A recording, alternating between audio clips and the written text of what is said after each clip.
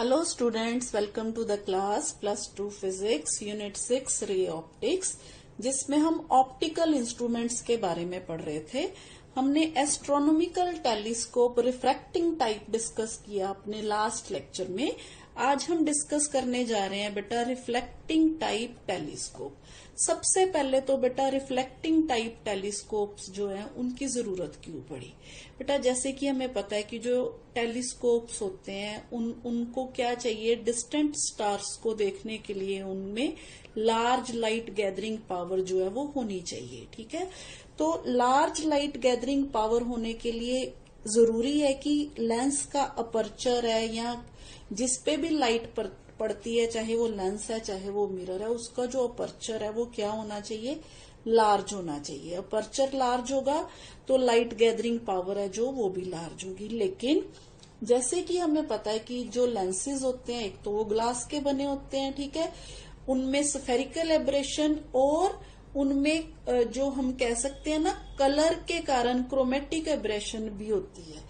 जैसे ग्लास है, ग्लास का जो होता है बेटा हमने पढ़ा हुआ है कि जब रिफ्रैक्शन होती है तो डिफरेंट कलर्स की वेवलेंथ डिफरेंट होती है, जिस तरह से तो रिफ्रैक्शन भी डिफरेंट वेवलेंथ के कारण डिफरेंट होती है। ठीक है, तो इस तरह से जो फोकस पॉइंट होते हैं ना डिफरेंट कलर्स के लिए डिफरेंट डिफरेंट बनने शुरू हो जाते हैं।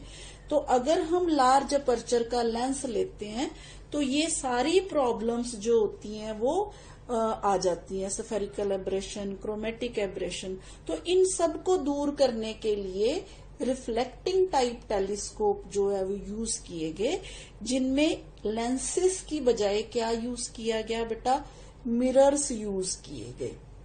और मिरर भी जो सिंपल मिरर्स नहीं यूज किए गए, जैसे पैराबोलिक, हाई पैराबोलाइडल, ऐसे जो कनकेव, कन्वेक्स, ऐसे मिरर्स जो हैं वो यूज किए गए। तो सबसे पहले बेटा जो श्रेय जाता है टेलीस्कोप, रिफ्लेक्टिंग टाइप टेलीस्कोप बनाने का, वो जाता है बेटा न्यूटन को।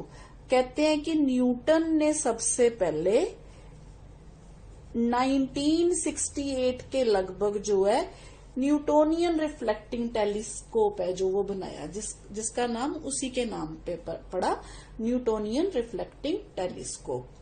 तो इस टेलीस्कोप के बाद बेटा दूसरा जो टेलीस्कोप ज्यादा यूज होता है वो है कैसेग्रेन रिफ्लेक्टिंग टेलीस्कोप, जो इसी नाम के साइंटिस्ट ने बनाया 1672 में। ठीक है, तो ये टेलीस्कोप बनाने का मकसद क्या था कि जो इवन फेंट स्टार्स भी है ना, जो उनको भी क्या किया जा सके, ऑब्जर्व किया जा सके with the help of these reflecting type telescopes, जो कि रिफ्लेक्टिंग टाइप टेलीस्कोप में पॉसिबल नहीं होता।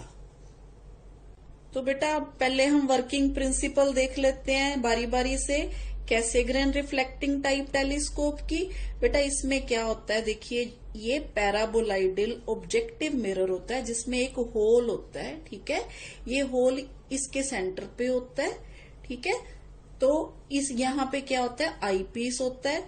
यहां से क्या आती है, डिस्टेंट ऑब्जेक्ट से पैरेलल रेज आती हैं लाइट की। ठीक है, जो ऑब्जेक्ट हमने देखना है उस ऑब्जेक्ट से ये क्या आ रही है, लाइट जो है आके इस पैराबोलिक मिरर के ऊपर ये लाइट्स जो है सारी पड़ती हैं। ठीक है, अब जैसे ही बेटा ये लाइट्स आके पैराबोलिक मिरर पे पड़ती हैं, मान लीजिए यहाँ पे कुछ भी ना होता तो ये सारी की सारी लाइट्स यहाँ, ये रेज सारी की सारी यहाँ जाके यहाँ पीछे किसी पॉइंट पे इन्होंने यहाँ मीट करना था, इस पॉइंट पे। मान लीजिए ये यहाँ से जाते जाते ये रे भी यहाँ जाती। ठीक है, ये रे जैसे इस तरह मुड़ गई, इसी तरह से ये रे इस तरह मुड़ती और यहाँ पे जाके कहीं पे क्या बनती, इमेज बनती। ठीक है, जिसको हम आई डैश के नाम से लिख देते हैं। तो फिर क्या किया उसने, यहाँ पे क्या रख दिया, एक और सेकेंडरी मिरर रख दिया।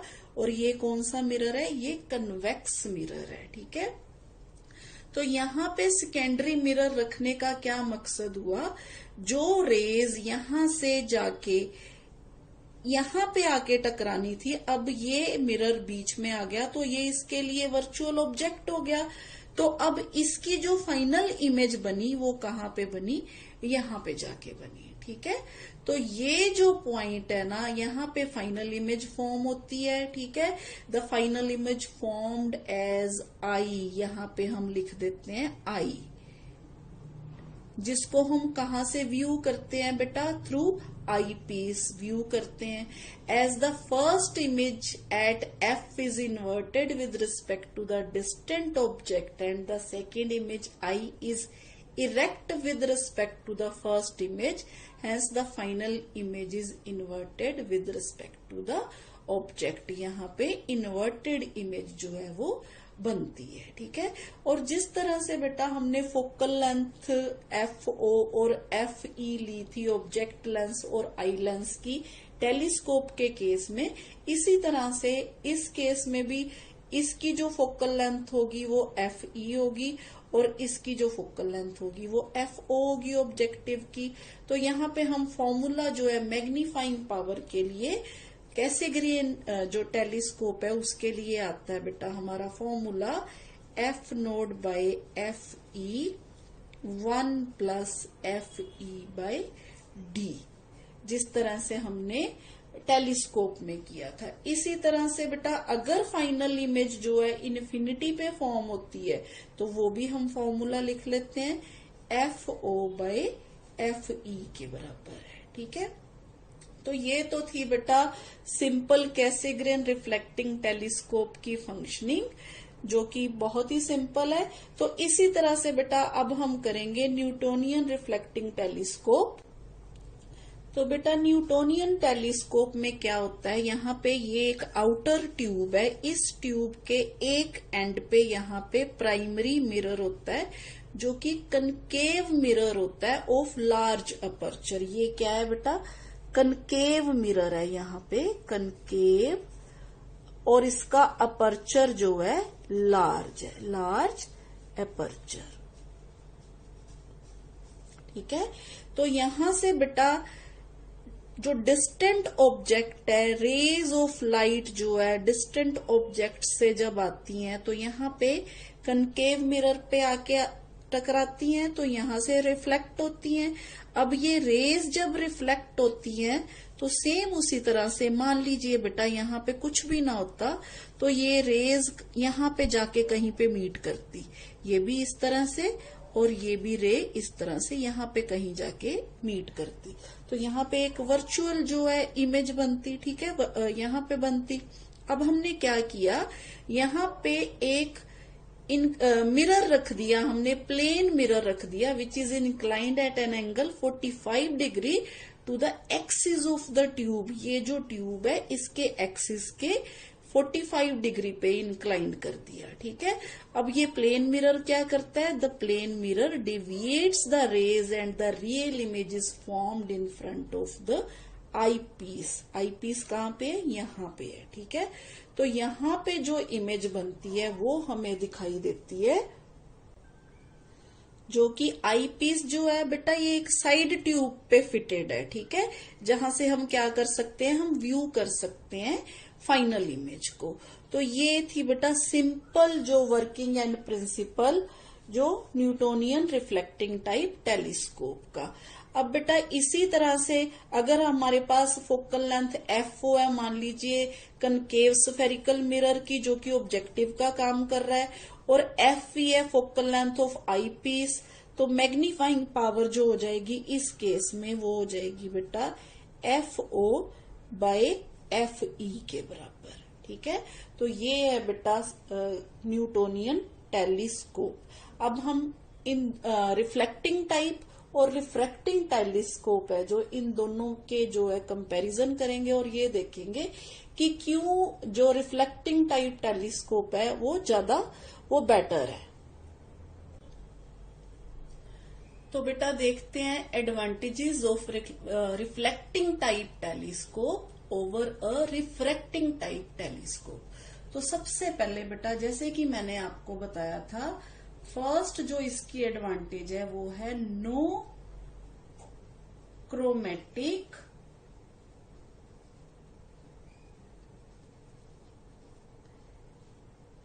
Abrasion because mirror is used.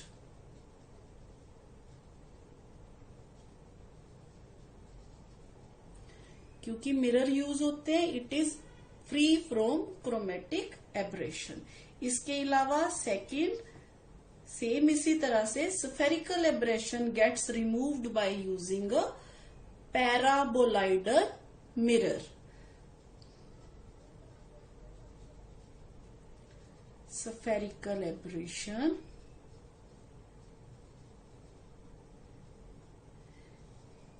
gets removed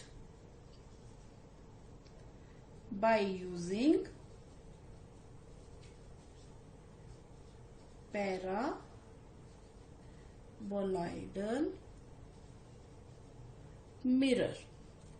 क्योंकि अगर हम सिंपल मिरर यूज करते हैं तो उसमें भी थोड़ी थोड़ी जैसे कनकेव जो मिरर यूज करेंगे तो थोड़ी स्फेरिकल एब्रेशन उसमें भी रहेगी. तो इसको रिमूव करने के लिए फिर पैराबोलाइडल मिरर जो है वो यूज किए जाते हैं. नेक्स्ट बेटा, द इमेज इज ब्राइट. जो इमेज फॉर्म होती है वो भी ब्राइट होती है. Image is bright because there is no loss of light due to reflection and absorption by objective. तो ये भी बेटा बहुत बड़ा यूज हो गया. इसके अलावा higher resolution can be obtained by using mirror of large aperture. Fourth point, तो बेटा यहाँ पे हम कह सकते concave spherical mirror of large aperture can be easily manufactured and due to large light gathering power it enables to see even very faint stars. एक तो ये हो गया. और high resolution can be obtain due to mirror of large aperture. जैसे कि मैंने आपको बताया कि लार्ज अपर्चर होने की वजह से इनकी light gathering power, resolution power, ये सारा कुछ क्या होता है, बढ़ जाता है. इसके अलावा बेटा जो मिरर्स होते हैं ना, a mirror provides N easier mechanical support over its entire back surface. क्योंकि मिरर्स जो यूज होते हैं ना बेटा, यहाँ पे मिरर्स वो नहीं यूज होते जो हम घरों में यूज करते हैं. यहाँ पे मिरर जो है वो मेटल्स के यूज किए जाते हैं पॉलिश करके. जी बेटा, तो a mirror provides N easier mechanical support over it's back surface. तो ये तो थे बेटा एडवांटेजेस जो कि रिफ्लेक्टिंग टाइप टेलीस्कोप के हैं ओवर रिफ्रैक्टिंग टाइप टेलीस्कोप. अब बेटा जो लेंसेज होते हैं ना, जो इतने बड़े साइज के लेंस जो मैन्युफैक्चर करने हैं बहुत मुश्किल होते हैं. क्योंकि जैसे आपने कभी ग्लास को देखा होगा तो ग्लास में ना कई बार बबल्स आ जाते हैं. देखा ना, कई बार उनकी फिनिशिंग ऐसी होती है जैसे हम देखते हैं तो उसमें बबल्स टाइप होते हैं. तो इसी वजह से जो ग्लास होते हैं, जो लेंसेज होते हैं, क्योंकि लेंस जो है वो ग्लास से बनते हैं, तो वो जो होते हैं वो इतने इफेक्टिव नहीं होते बेटा. तो इन सारी प्रॉब्लम्स को क्या कौन दूर करता है, ये रिफ्लेक्टिंग टाइप टेलीस्कोप है जो वो दूर करते हैं. इसके अलावा आपको पता है जो कैसीग्रीन टेलीस्कोप है ना, इवन ये जो टेलीस्कोप्स हैं ये रेडियो एंटीनाज में भी यूज होते हैं. तो बेटा यहाँ पे छोटी सी हम प्रॉब्लम करते हैं. यहाँ हमें 3 लेंसेज दिए हुए हैं, ठीक है, 3 लेंसेज आर गिवन.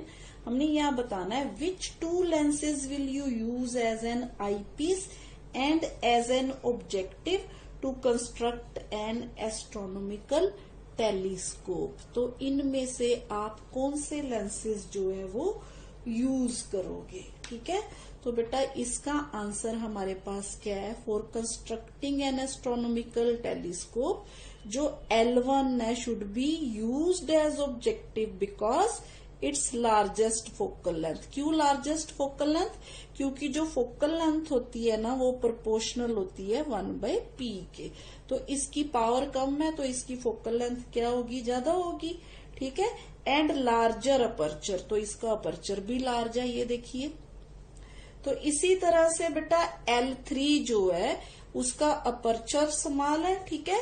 तो smallest focal length and smallest aperture के कारण हम जो लेंस 3 है इसको क्या यूज करेंगे? आई पीस के तौर पे यूज करेंगे। ये ऐसे छोटी छोटी जो सम्स हैं ये आपसे पूछे जा सकते हैं। इसी तरह से मान लीजिए बेटा आपको 2 टेलीस्कोप्स दिए हुए हैं T1 एंड T2। ठीक है। इन दोनों की सेम मैग्नीफाइंग पावर है, सेम मैग्नीफाइंग पावर है। M मीन्स मैग्नीफाइंग पावर है। तो अब हमने ये बताना है, पर उनका जो डायामीटर है वो क्या है बेटा? डिफरेंट है। ठीक है। अब डायामीटर डिफरेंट होने का मतलब क्या हुआ? अपर्चर डिफरेंट हो गया लेंस का। तो हमने ये बताना है कि जो फाइनल इमेज है फॉर्म्ड बाय देम, उनमें से क्या डिफरेंस होगा। ठीक है। What will be the difference in the final images formed by these 2 telescopes. तो बेटा इसका आंसर हम क्या देंगे बेटा? ये कि telescope with larger aperture will form a brighter image. ठीक है। The telescope with larger aperture will form a brighter image.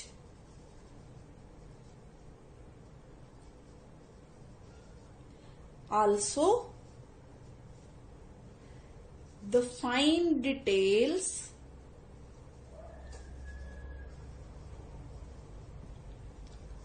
of the object will be more clear due to greater resolving power.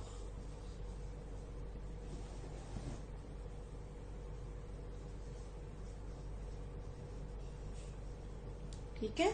तो ये हो गया बेटा, हमें T1 और T2 2 telescopes दिए थे जिनकी मैग्नीफाइंग पावर सेम थी, डायामीटर डिफरेंट था।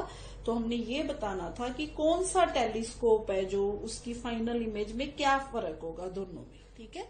तो हम ये हमारा जी बेटा एडवांटेजेस डिस्कस करने के बाद अब हम डिस्कस करते हैं some important features of a telescope, जिसमें सबसे पहला फीचर है जो वो हाई मैग्नीफाइंग पावर। जैसे कि हमने देखा कि हाई मैग्नीफाइंग पावर जो टेलीस्कोप की होती है, जो भी टेलीस्कोप होते हैं जिनकी मैग्नीफाइंग पावर हाई होती है, they produce apparently enlarged image and hence enables to see the finer details of the object clearly, even distinct object clearly. तो हमें पता है कि बेटा when final image formed at infinity यानी कि नॉर्मल एडजस्टमेंट में जो मैग्नीफाइंग पावर होती है वो होती है minus FO by FE, where FO is focal length of objective and FE is for focal length of eyepiece. ये कब होता है? नॉर्मल एडजस्टमेंट में।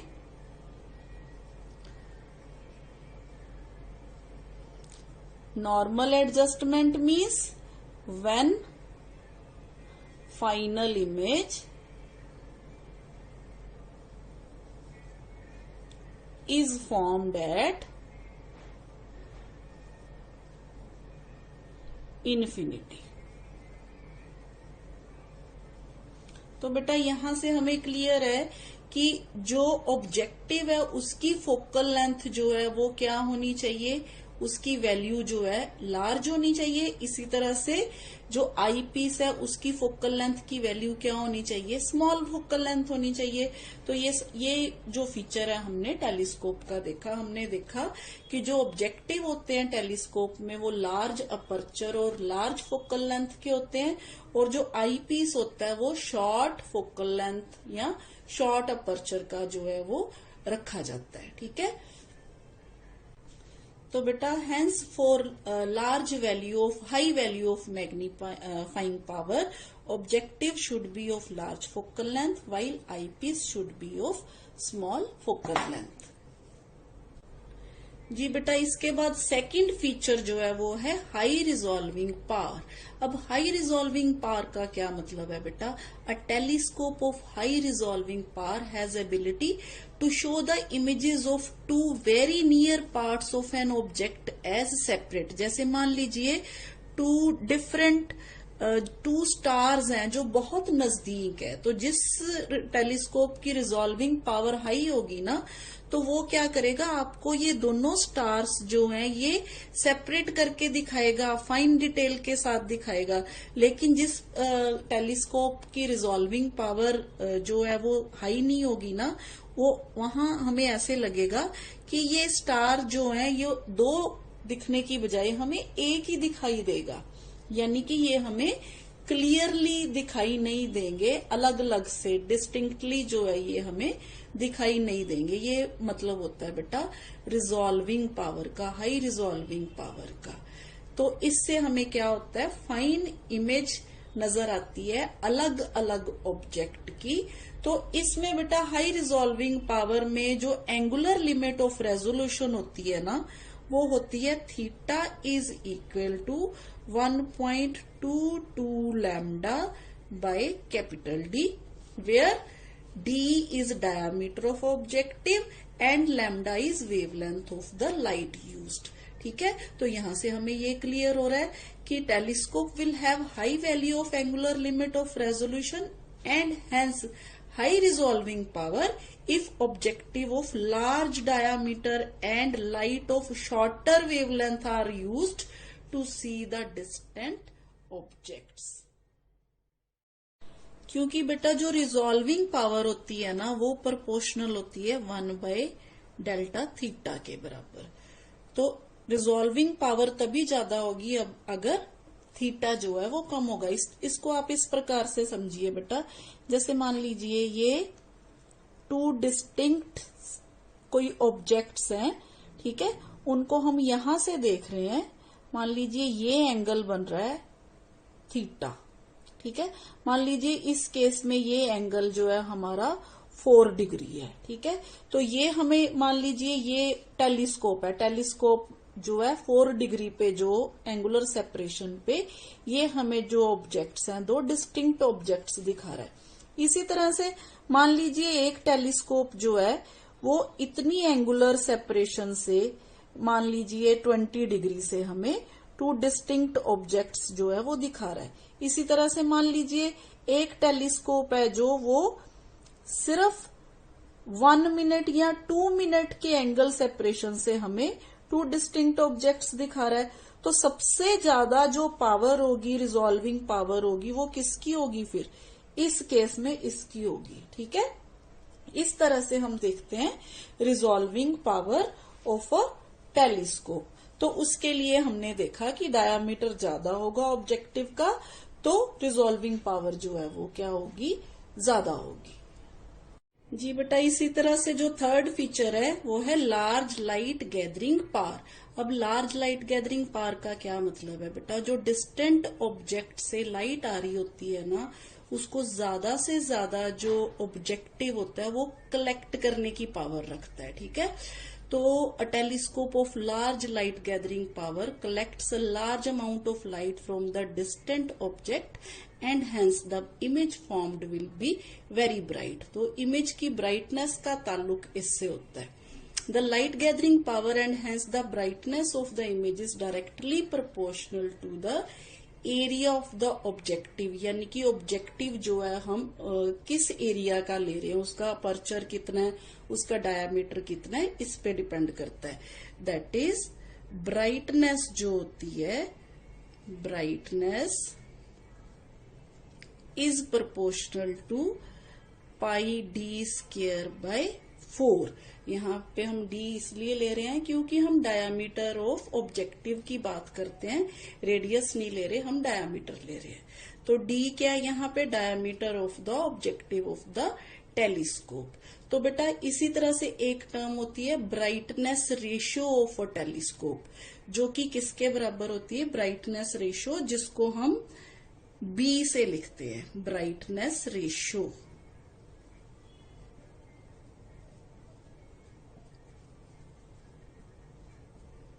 इसको हम लिखते हैं बेटा कैपिटल B से, जो कि किसके बराबर होती है, ratio of the light gathered by the telescope to that gathered by the unaided eye from the distant object.